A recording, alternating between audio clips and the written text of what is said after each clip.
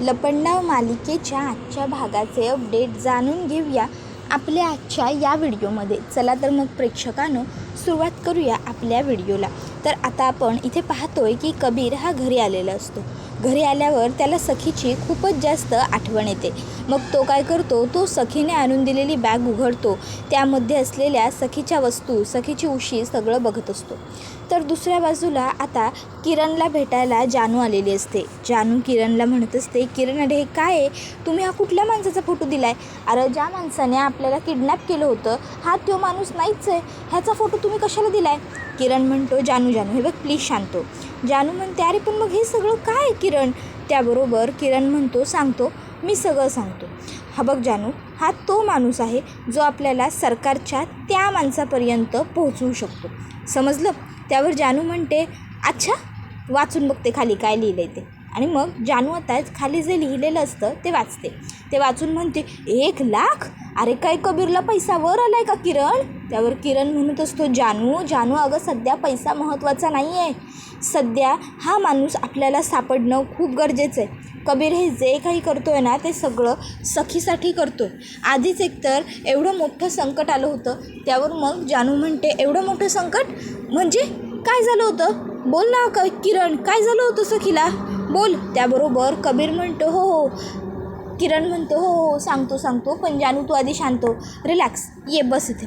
आणि मग किरण सांगू लागतो की जानू अगं खूप गोंधळ झाला.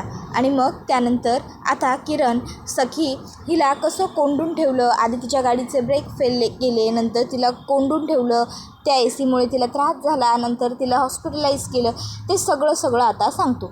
त्याबरोबर हे सगळं ऐकून जानू म्हणते, काय एवढं सगळं घडलं? आणि किरण अरे तू मला आत्ता सांगतोय, तुला काही कळतं का रे किरण? तुम्हाला काल रात्री का नाही सांगितलं हे सगळं? त्याबरोबर किरण म्हणत असतो, अगं जानू तुमचं तर भांडण झालं होतं ना, मग मी काय करणार होतो? त्याबरोबर आता पुढे जानू म्हणत असते, वेड आहेस का रे तू किरण?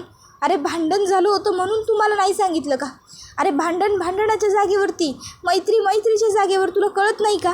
ते काही नाही, मला आत्ता सध्या पहिलं तिकडे गेलं पाहिजे, मी जाते. त्याबरोबर मग किरण म्हणतो, नाही थांब, हे बघ जानू, एवढी घाई करण्याची काही गरज नाही आहे. आता तशी सखी बरी आहे आणि सखीला आता घरीसुद्धा डिस्चार्ज करून नेलेलं आहे. अगं कबीर तिच्या प्रत्येक मिनटाची खबर ठेवतोय, त्यामुळे तुला काळजी करायची इतकी गरज नाही आहे, रिलॅक्स. त्याबरोबर इकडे आता मीनाक्षी काकू ही सखीची दृष्ट काढते आणि मग आता सखीला ती म्हणते की यात. आणि मग लगेचच सखी मीनाक्षी काकूला म्हणते, काकू अगं माझी काढलीस ना तशीच माझ्या आईचीही दृष्ट काढ, तिला खरं तर खूप जास्त गरज आहे या सगळ्याची. त्याबरोबर मीनाक्षी हसते. तशी लगेचच इकडे नंदा मावशी म्हणू लागते, हो काढ, हिची दृष्ट काढच, नाही हिला गरज आहे दृष्ट काढून घेण्याची. त्याबरोबर नंतर आता सखी ही तिकडनं घरात येते. घरात येऊन मग लगेचच मनस्विनी ही तिला बसवते. सखी आता बसते. त्याबरोबर वेदू तिकडे येते. वेदू सखीला आता लगेचच सूप देत म्हणते, सर तुम्हाला बरं बस वाटतं, हे बघून बरं वाटते ना सखीताई? तुम्ही घरी नव्हते ना तर घर छान नव्हतं वाटत बाप्पा, आता आले ना घरी, आता बघा मी कसलं मस्त तुमच्यासाठी गरम सूप बनवून राहिले, ते घ्या पिऊन घ्या जरा. त्याबरोबर मग सखी ते सूप घेते. त्यावर सखी म्हणते, तुला कसं माहीत मला हे सूप आवडतं? त्यावर ती म्हणते, मला गौतम काकांनी सांगितलं ना तुमच्या. तोपर्यंत गौतम तिकडे येतो आणि म्हणतो, सखी ही बघ बाळा, तुझी डॉक्टरांनी सांगितलेली सगळी औषधं आणलीत. सखी म्हणते, काका जखमा देणाऱ्यांनी औषध देऊ नये. काका म्हणतो, सखी का गं अचानक असं का बोलतेस तू माझ्याशी?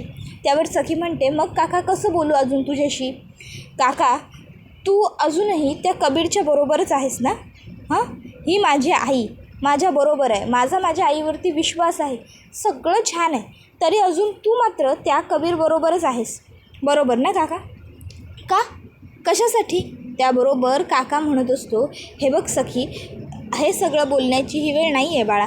सखी म्हणते, काका मला वाटलंच नव्हतं की माझ्यावर हे बोलण्याची कधी वेळ येईल, पण आज मी तुला सांगते, मी तुला ऑप्शन दिले होते काका की एक तर कबीर नाहीतर आपलं कामत कुटुंब. त्यावेळी तू आपल्या कुटुंबाला निवडलं होतंस काका, पण तू वागत नाही आहेस तसा. आजही तुझं झुकतं माप त्या कबीरलाच आहे.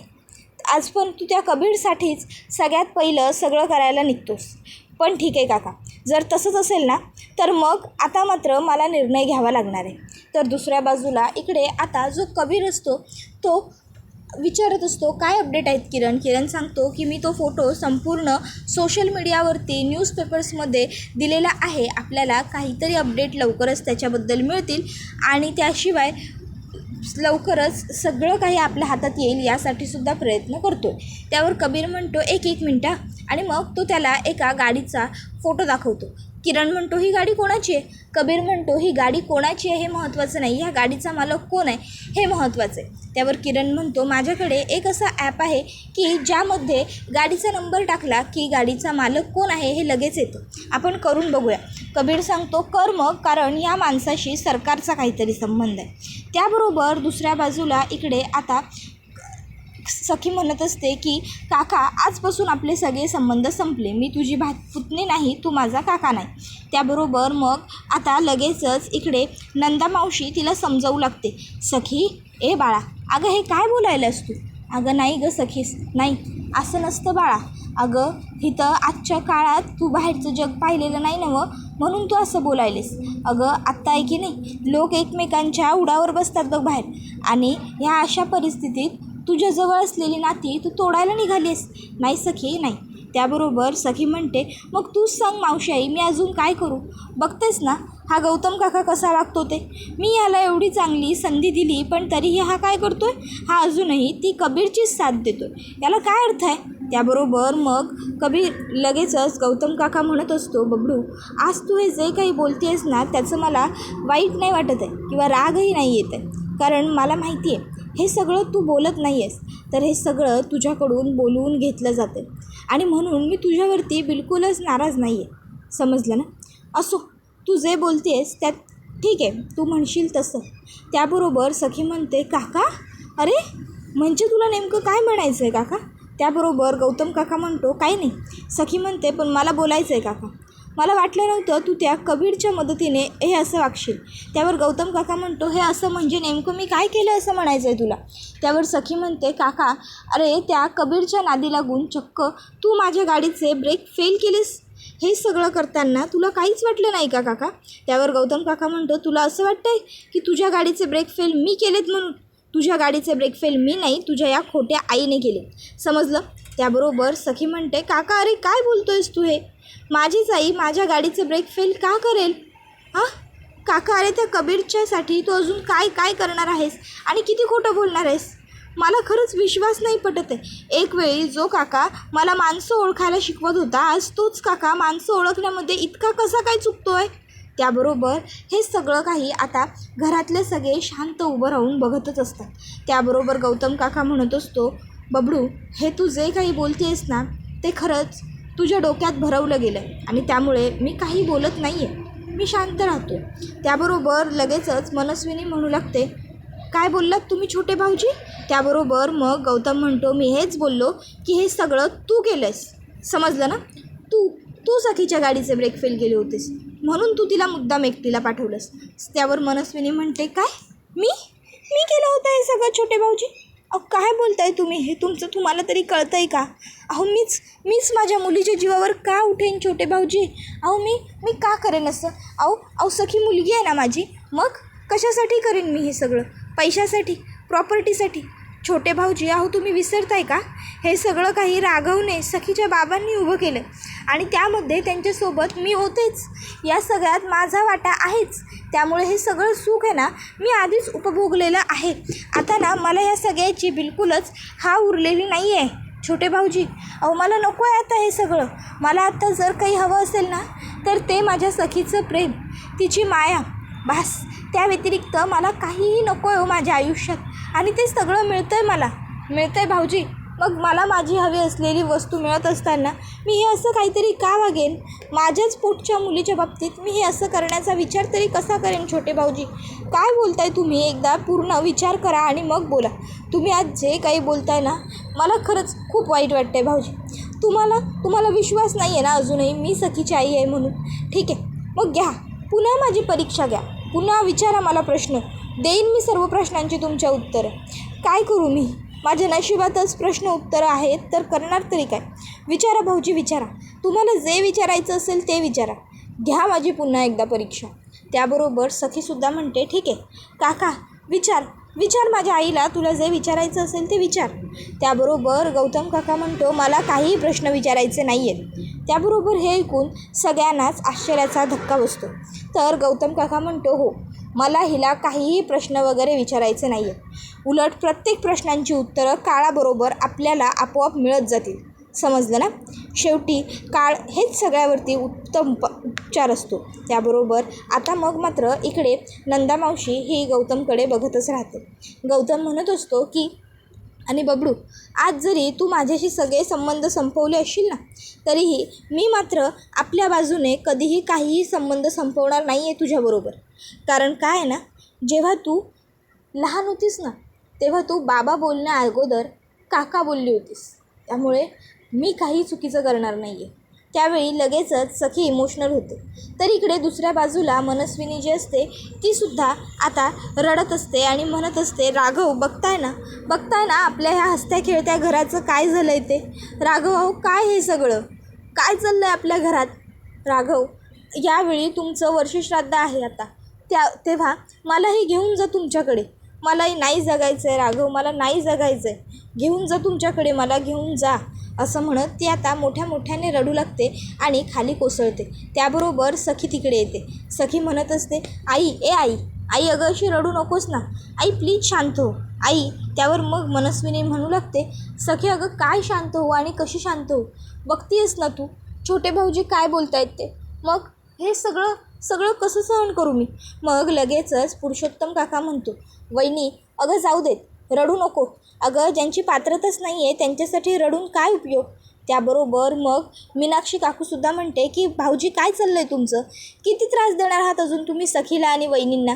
तशी लगेचच मग इकडे आता गौतमची बायको उर्मिलासुद्धा म्हणू लागते, गौतम अरे काय चाललंय, काय वागतोय तसा. मला ना गौतम तुझे वागतोय ना ते बिलकुल पटत नाही. मला फक्त सखीचं सुख महत्त्वाचं आहे बास. असं तर कधी कधी ना, पूर्वी खोलीत दारू पिऊन पडायचा ना तेच बरं होतं, माणसांमध्ये यायलाच नको होतं तू. त्याबरोबर मग गौतम म्हणतो, वा मस्त शब्दांची जुळवाजुळव करायला जमली म्हणायची तुला. आणि राहिला प्रश्न माझा, तर माझी काय लायकी आहे काय नाही हे कळेलच भविष्यात. एवढं बोलून मग गौतम काका तिकडनं जाता म्हणतो, वेळ आली की सर्व प्रश्नांची उत्तरं सगळ्यांनाच आपोआप मिळतील. त्यानंतर मग आता सखी मनस्विनीला मिठी मारते, जवळ घेते, शांत करण्याचा प्रयत्न करत असते. तर इकडे गौतम काका बोलून गेलेला असतो. तर मनस्विनी मनातल्या मनात म्हणत असते, पण गौतम मी कधी तशी वेळ येऊच देणार नाही आहे, याची मी काळजी घेईन. त्यानंतर मग दुसऱ्या बाजूला इकडे आता कबीर हा डॉक्टरांना भेटायला आलेला असतो आणि मग तो त्या डॉक्टरांना म्हणत असतो, डॉक्टर. त्याबरोबर मग डॉक्टर म्हणतात, अगदी बिन घाबरता मला सांगा नेमका तुमचा प्रॉब्लेम काय आहे. त्यावर मग कबीर म्हणतो, डॉक्टर अहो मला ना चित्रविचित्र स्वप्न पडतात हो.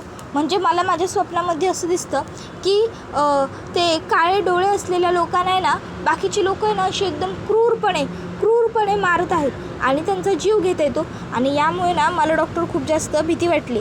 म्हणजे असं कुठे असू शकतं का, म्हणून मला ना असं काहीतरी वेगळं हवं आहे डॉक्टर. त्याबरोबर डॉक्टर हसतात आणि कबीरला म्हणतात, अहो हे कसं शक्य आहे. नाही म्हणजे हे स्वप्नापुरतं ठीक आहे की तुम्हाला हे असं काहीतरी विचित्र स्वप्न पडतं, पण खऱ्या आयुष्यात लोक असं का करतील. त्यावर मग तो म्हणतो, पण डॉक्टर माझ्या मनात आता भीती बसली आहे ना माझ्या डोळ्यांच्याबद्दल. त्यावर डॉक्टर म्हणतात, अहो हो पण हे काही खरं नसतं. त्यावर कबीर म्हणतो, हो डॉक्टर हे खरं नसतं ते मलासुद्धा माहिती आहे, पण तरीही मनात भीती बसली की बसूनच राहते ना, म्हणून मग ना मला ना काहीतरी वेगळं करून हवे, काहीतरी वेगळं. त्याबरोबर डॉक्टर म्हणतात, काहीतरी वेगळं म्हणजे नेमकं करायचं काय आहे तुम्हाला ते कळेल का मला. त्यावर कबीर म्हणतो की मला डोळ्यांचा रंग बदलायचा आहे, मला काळ्यांवरून निळा करायचा आहे. त्यावर डॉक्टर म्हणतात, अहो हे काय बोलताय तुम्ही, हे खूप रिस्की आहे आणि महत्त्वाचं म्हणजे तुमच्या डोळ्याला काहीही झालेलं नाही आहे, मग तरीही हे कसं होईल. त्याबरोबर कबीर म्हणतो, सरकारचं कसं झालं तसं. त्याबरोबर आता सरकारचं नाव ऐकून डॉक्टर म्हणतात, सरकार कोण सरकार, कुठली सरकार. त्यावर कबीर म्हणतो, डॉक्टर अहो मी ऐकलं होतं डॉक्टरांची बुद्धी तर खूप जास्त शार्प असते, त्यांना तर खूप जुन्या गोष्टीसुद्धा आठवू शकतात, पण इकडे तुम्हाला तर रिसेंटमधली गोष्टसुद्धा आठवत नाही आहे, याला काय अर्थ आहे डॉक्टर. त्याबरोबर मग डॉक्टर म्हणतो की म्हणजे हे बघा तुमचा ना काहीतरी गैरसमज होतो आहे, तुम्हाला वाटतं आहे तसं काही नाही आहे हां. त्याबरोबर मग कबीर आता तिकडे येतो. कबीर म्हणू लागतो की डॉक्टर अहो असं काय करताय, मला माहिती आहे सगळं, सरकारचे डोळे तुम्हीच बदललेत, ठाऊक आहे मला. त्याबरोबर पुढे कबीर म्हणत असतो की आता प्लीज माझी मदत करा. तर इकडे आता गौतम काका बोललेले शब्द सखीला आठवत असतात. बबलू मी तुझ्यावरती रागवलेलो नाही आहे, कारण जेव्हा तू लहान होतीस ना तेव्हा बाबा बोलण्या अगोदर तू काका बोलायला शिकली होतीस. तर दुसरीकडे आता जानू येते आणि सखीचे डोळे बंद करते, तिच्या डोळ्यांवर हात ठेवते मागून. तशी लगेचच सखी तिचे हात राफते आणि तिला समजतं की ही तर जानू आहे. सखी लगेच म्हणते जानू, आणि मग लगेच आता जानू ही सखीला घट्ट मिठी मारते. आता सखी आणि जानू एकमेकीला भेटतात. त्यानंतर मग आता सखी तिला म्हणते मी तुला खूप मिस केलं. जानू म्हणते मी सुद्धा, पाणीपुरी खाताना तर मला तुझी लई आठवण यायची बघ सखी. त्यावर सखी म्हणते काय तू माझ्याशिवाय पाणीपुरी खाल्लीस जानू. आणि मग आता त्या दोघी एकमेकीच्या मागे पळत असतात, मस्ती करत असतात. शेवटी मस्ती करून करून दमतात आणि बेडवरती शांत बसतात. त्यानंतर मग लगेचच जानू म्हणायला लागते बापरे किती दिवसांनी हा असा वेडेपणा केला नाही, माझे तर 10,000 स्टेप इथेच पूर्ण झाले असतील बघ. त्याबरोबर सखी म्हणते हो ना खरंच मी सुद्धा असा शेवटचा वेडेपणा कबीरबरोबरच केला होता. आता कबीरचं नाव पटकन सखीच्या तोंडातून बाहेर पडतं आणि मग मात्र सखी भावनिक होते. त्याबरोबर मग जानू तिला म्हणत असते सखे. त्याबरोबर सखी म्हणते नाही तुला जे विचारायचं आहे तसं काही नाही आहे, म्हणजे माझ्यामध्ये आणि त्या कबीरमध्ये आता काही नाही आहे, सॉरी मी चुकून कान्हाचं नाव घेतलं बस, बाकी काही नाही. त्यावर मग लगेचच जानू उठून बसते आणि म्हणते हो का चुकून नाव घेतलं का तू त्याचं. सखी म्हणते हो चुकूनच. त्यावर मग जानू म्हणते अगं मग हे मोरपंख हे इथं काय करतं आहे सखे, इथं कशाला ठेवलं आहे. त्यावर मग सखी म्हणते ते त्याचं काय एवढं, साधं मोरपंख तर आहे. मग जानू म्हणते हो का साधं आहे का हे मोरपंख. अगं पण मग काय गरज आहे या मोरपंखाची इथं. नाही म्हणजे सखी कामत स्वतःच्या घरात केव्हापासून या अशा साध्या सरळ गोष्टी ठेवायला लागली, बरोबर वाटत नाही ना, जाऊ दे नको बाबा हे ठेवायला. मग त्यावर मग सखी म्हणते नको आहे तर ठीक आहे दे फेकून, मला कशाला सांगतेस तू, तुला काय करायचं आहे ते कर. त्याबरोबर मग जानू म्हणते बघा देऊ ना नक्की फेकून, ठीक आहे. आणि मग सखी ते मोरपंख बोलते हो दे फेकून. मग जानू ते घेऊन जाते.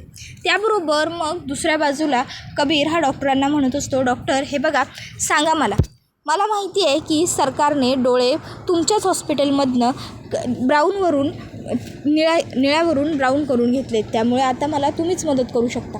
तसेच डॉक्टर रिसेप्शनिस्टला कॉल करतात आणि सांगतात आजच्या सर्व अपॉइंटमेंट कॅन्सल करून टाक, जे काही काम असेल ते सगळं कॅन्सल कर आणि ताबडतोब तू निघून जा घरी. हो ते शटर बंद करून घे हो. आणि त्यानंतर मग डॉक्टर आता एक बंदूक काढतात. डॉक्टरांनी बंदूक काढल्यावर कबीर म्हणतो की डॉक्टर अहो काय करता हे बघा डॉक्टर प्लीज असं काहीतरी वेड्यासारखं वागू नका, आपण शांतपणे बसून मार्ग काढूया डॉक्टर. त्याबरोबर मग डॉक्टर आता स्वतःच्याच डोक्याला बंदूक लावतात आणि म्हणतात की नाही सरकारच्या विरोधात जाऊन जिवंतपणे मरण यातना भोगण्यापेक्षा मला काही इच्छा नाही आहे जगण्याची, मी आयुष्य संपवून टाकलेलं परवडेल पण जिवंतपणे मरण यातना नाही भोगू शकत. कबीर म्हणतो हे बघा डॉक्टर प्लीज असं काहीतरी वेड्यासारखं बोलू नका आणि वेड्यासारखं करूसुद्धा नका, आपण शांतपणे बसूया आणि शांतपणे बोलूया डॉक्टर प्लीज ते सोडा. त्याबरोबर दुसऱ्या बाजूला इकडे जानू सखीला म्हणत असते सखे आत्ता म्हणालीस ना की माझा कबीरशी काही एक संबंध नाही म्हणून, आणि आत्ता ते मोरपंख थोडंसं काय बाजूला केलं तर बघ लगेच तुझा जीव कसा वर खाली व्हायला लागला ते. सखे अगं तुला वाटायलं आहे तसं नाही आहे, तुझं कबीरवरती प्रेम आहे. त्याबरोबर मग सखी म्हणते नाही तसं काही नाही आहे. जानू म्हणते नाही आहे ना तसं, मग हे मोरपंख थोडा वेळ काय नजरेच्या आड गेलं तर लगेच कशाला एवढी जीव वर खाली करायला लागलीस गं. त्याबरोबर मग मात्र सखीकडे तिच्या ह्या प्रश्नाचं उत्तर नसतं, ती गप्प राहणं पसंत करते. तर दुसऱ्या बाजूला आता जे डॉक्टर असतात ते म्हणत असतात की नाही मी सरकारच्या विरोधात एक शब्दसुद्धा बोलू शकत नाही, मला नाही जमणार, मी जातोय. आणि तो तिकडनं चाललेला असतो. त्यावेळी मग कबीर डॉक्टरला म्हणतो ठीक आहे मग डॉक्टर आता तुम्ही ठरवा, आयुष्यभर शेळी म्हणून जगायचं की एकदाच वाघासारखी मला मदत करायची आणि त्या मनस्विनीला एक्सपोज करायचं. तिला एक्सपोज करायला माझी मदत करा डॉक्टर, माझी मदत करा प्लीज. त्यावर मग डॉक्टर म्हणतात ठीक आहे मी तयार आहे तुमची मदत करायला. मी देईन तुम्हाला पुरावे. त्याबरोबर हे ऐकून कबीरला आनंद होतो. तसाच हा व्हिडिओ इथेच संपतो. व्हिडिओ आवडला असेल तर व्हिडिओला लाईक करा. चॅनलवर नवीन असाल तर चॅनलला सबस्क्राईब करा आणि बेल आयकॉन आठवणीने प्रेस करा, जेणेकरून तुम्हाला पुढच्या प्रत्येक व्हिडिओचं नोटिफिकेशन मिळत जाईल. चला तर मग प्रेक्षकांनो, आजच्या पुरतं इथेच थांबूया. पुढचा व्हिडिओ येईपर्यंत या व्हिडिओचा आनंद घेत राहा. टाटा, बाय बाय, धन्यवाद. Take care all of you.